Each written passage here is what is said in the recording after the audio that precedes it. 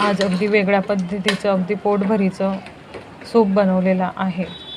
आणि जर भात आणि चपाती खायची नसेल तर असं सूप एकदा बनवून बघा. निश्चितच खूप हेल्दी, खूप पौष्टिक आणि खूप पोटभरीचं असं सूप आहे. आणि सगळे हेल्दी इन्ग्रेडियंट यात ॲड केलेले आहे. लसूण, हिरवी मिरची, दुधी आणि थोडीशी ग्रेव्ही जरा दाटसर येण्यासाठी अगदी थोडीशी 2 ते 3 चमचे मुगाची डाळ भिजत घालायची.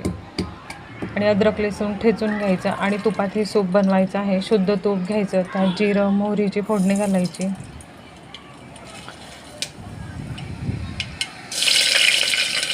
हिरवी मिरची, अद्रक लसूण, टोमॅटो, हळद मीठ चवीनुसार घालायचं.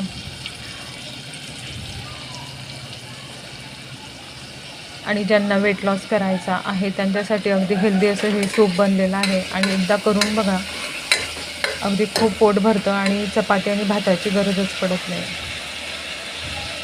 पालकसुद्धा यात मी ॲड केलेला आहे. आणि जी आपण थोडीशी मुगाची डाळ भिजवली होती ती अगदी सगळं एकत्र करून मस्त शिजू द्यायचं. 2 ते 3 शिट्ट्या काढायच्या आणि सगळं अगदी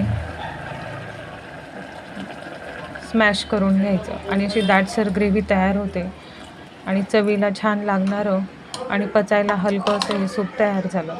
आवडल्यास लाईक, शेअर, सबस्क्राईब. सगळ्यांना श्री स्वामी समर्थ. पुन्हा भेटू पुढच्या रेसिपीसोबत. तोपर्यंत बाय.